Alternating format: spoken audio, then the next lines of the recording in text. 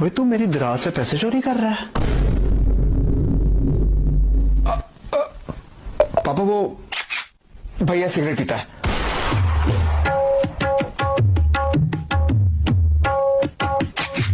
पापा छोटे की गर्लफ्रेंड है। पापा याद है आपने भैया को 2 लाख रुपए दिए थे इन्वेस्ट करने के लिए?